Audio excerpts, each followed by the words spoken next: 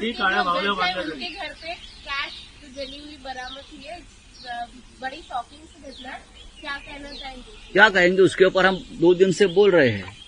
अब chief justice of India ने एक 3 मेंबर कमेटी का गठन किया है और एक वीडियो भी अपलोड किया है, आपने देखा होगा। जस्टिस वर्मा के घर में जो कैश मिली है और कैश को आग लगी है, कैश जल गई है, वो एक वीडियो दिल्ली पुलिस कमिश्नर ने भी अपलोड किया है और चीफ जस्टिस ने भी अपलोड किया है। तो बहुत सी बातें सामने आ रही है ना, लेकिन ये किसके कार्यकाल में हो रहा है?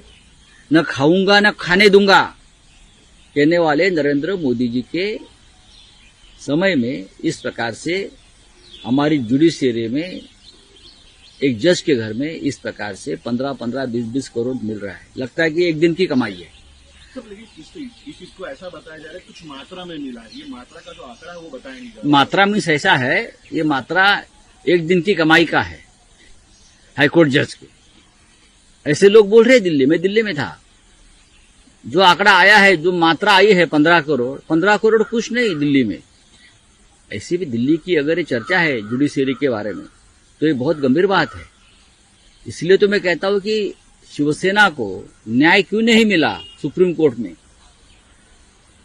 उसका कारण ये है न्याय व्यवस्था दबाव में है और न्याय व्यवस्था भ्रष्ट है। इसलिए हमारे 40 विधायक जिसने 10th शेड्यूल का उल्लंघन किया और पार्टी छोड़ी, उनको प्रोटेक्शन दिया सर्वोच्च न्यायालय और एक घटनाबाह्य सरकार, अनकॉन्स्टिट्यूशनल सरकार को भी समर्थन दिया सर्वोच्च न्यायालय ने। उसका कारण यही है जो कल आपने एक बंगले में जो कैश मिली है, ये कारण है। सर, एक तरफ दिशा सालियान के पिताश्री ने फिर से पिटीशन दाखिल किया है और दूसरी तरफ कल सुशांत सिंह राजपूत केस का क्लोजर। बात ऐसी है, ये भारतीय जनता पार्टी के लोग अपने विरोधियों को बदनाम करने का कोई मौका नहीं छोड़ते। हाँ, ये ढोंगी लोग हैं। क्या है, दोनों केसेस में सीधा रिपोर्ट आया था और जांच हुई थी, आत्महत्या है, सुसाइड है। ये बार हुआ है, फिर भी किसी को पकड़ लेते हैं और पिटीशन करवा लेते हैं। बात ऐसी है भाई, अगर भारतीय जनता पार्टी की नाड़ा खोलेंगे तो पूरे नंगे हो जाएंगे ये, लेकिन राजनीति में ये बात नहीं चलती। कुछ चीजें संभाल कर रखनी चाहिए, खास करके अपनी फैमिली को, किसी के फैमिली को आप राजनीति में और बदनामी के शिकार मत बनाइए। सर, लेकिन इसीलिए राणे साहब कहते हैं कि कॉल किया था उद्धव। कोई कॉल नहीं किया। मैंने उद्धव ठाकरे जी से बात की, उद्धव जी ने कहा, इनकार किया, ऐसी कोई बातचीत हमारी नहीं हुई है। अब झूठ बोलने का भी एक मर्यादा होती है। ऐसा कोई कॉल नहीं हुआ है। जिसने कॉल लगाया था मिस्टर नार्वेकर, उसने भी कहा मैंने ऐसा कोई कॉल लगा के नहीं दिया है। तो सामरा में आपने कहा है, अदानी के बारे में कहा है, तैमूर के बारे में कहा है।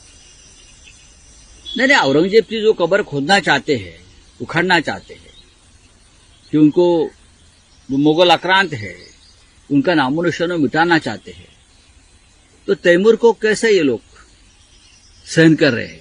प्रधानमंत्री तो तैमूर का इंतजार कर रहे थे पीएम हाउस में। जब पूरा कपूर खानदान सैफ अली खान के साथ मिलने गया तो प्रधानमंत्री ने पूछा, तैमूर कहाँ है भाई? क्या तैमूर को आप दूध पिलाने वाले थे?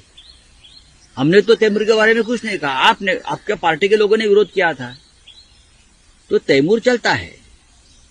जिस तरह से औरंगजेब ने अपने बाप को, शाहजहां को कैद किया था, उस तरह से आज आडवाणी भी कैद है, तो उनकी भी चिंता करिए। चलिए, गडकरी जी ने कहा कुछ नेता जो है वो जातीय राजनीति कहते हैं, हम उधर अभी मांग रहे हैं।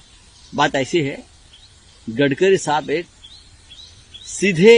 सीधी राजनीति करने वाले नेता इस देश में, जो आता है मुंह में बोल देते, वो जहर नहीं फैलाते। मैंने देखा है, गडकरी साहब की बात 100% सही है। इस देश की जनता, इस राज्य की जनता जातीयवादी नहीं है। नेताओं को जातीयवाद चाहिए। नेता